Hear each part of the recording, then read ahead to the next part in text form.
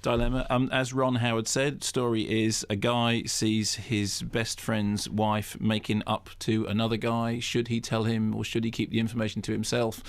He broils with seething inattention. He is played by Vince Vaughn. Here is him attending his partner's parents' wedding anniversary. 40 years.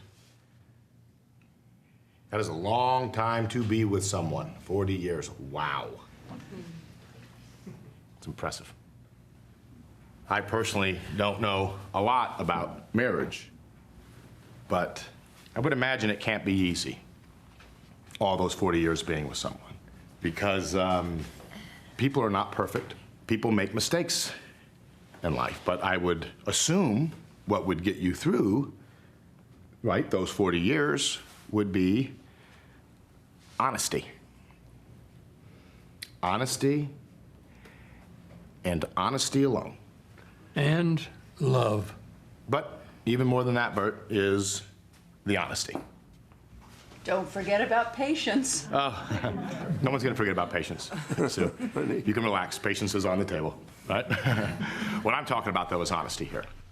That's probably the best scene in the film. Python-esque and surprise. Yes. And ruthless yes. This efficiency. is. I'll come in again. Exactly. So I like Ron Howard.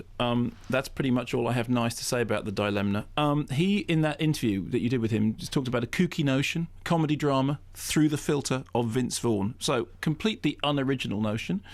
Neither comic nor dramatic, and not so much filtered as infested by Vince Vaughn. I mean, he also talks about it being edgier and riskier, for which I think, ghastlier and more misjudged. I mean, I cannot remember having seen a film that was quite so misjudged. And there's a critical moment in that interview in which Ron Howard said that one of the things he liked about it was that you don't know where it's going. It looked to me like no one who made it knew where it was going. And this is its big problem.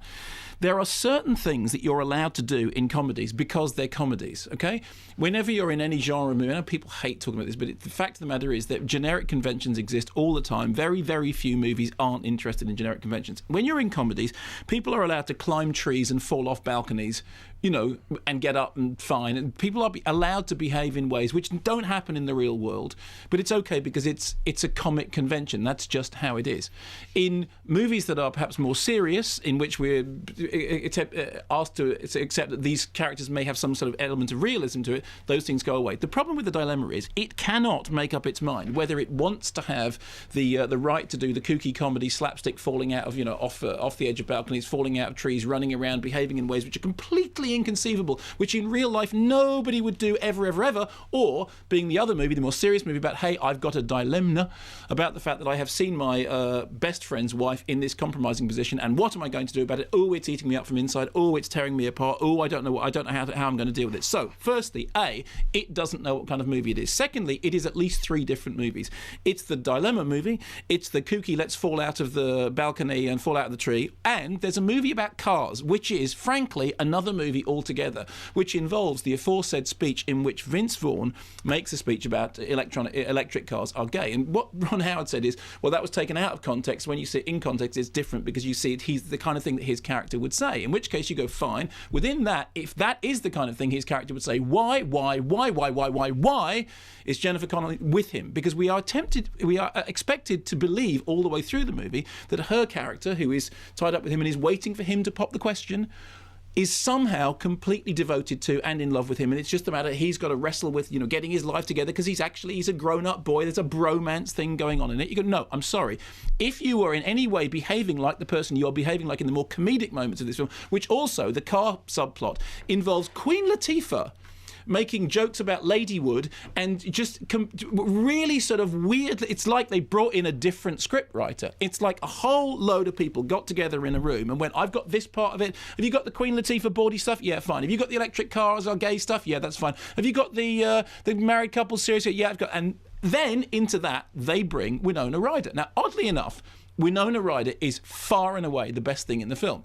The funny thing is, she appears to be in Black Swan. I mean, she is in Black Swan, but all the way through, The Dilemma, she's doing this borderline mad. I'm really not got somebody you want to be messing around with because I've got the scary eyes on and I have got my act back together. It's an interesting thing because Winona Ryder's career went through some sort of strange moments.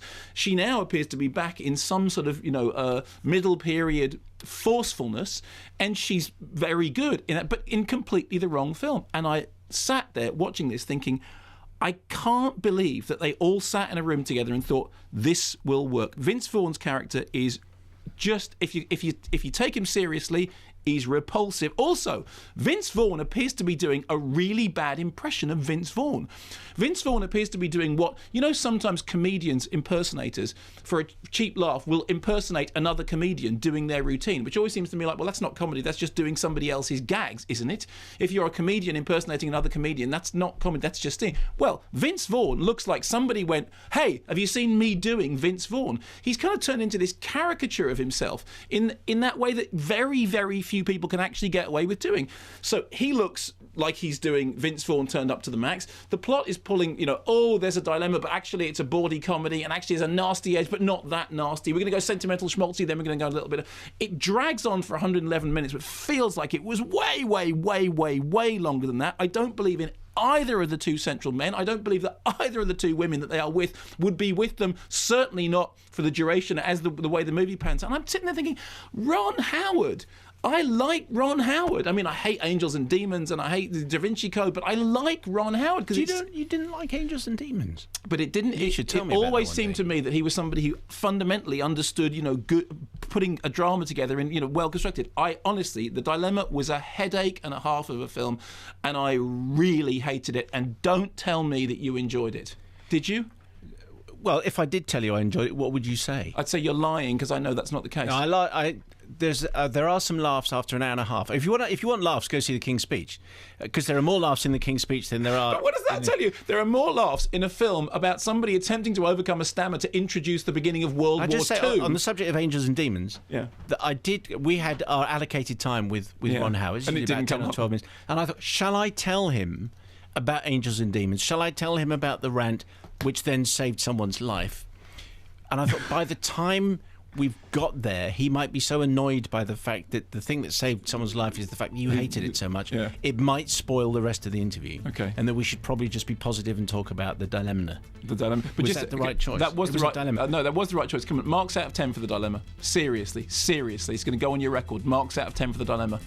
I would like to point out that if there's a follow-up, of course, it could be trilemma, which is a genuine word, which is a difficult choice Fine. of 3. So and that will trilemma. happen. So marks out of 10. Come on. 3. Generous. What should I have said? Well, 2 at the very outside. If only you told me that, I'd have said 2. Okay. It's rubbish. The next review will be... Black Swan.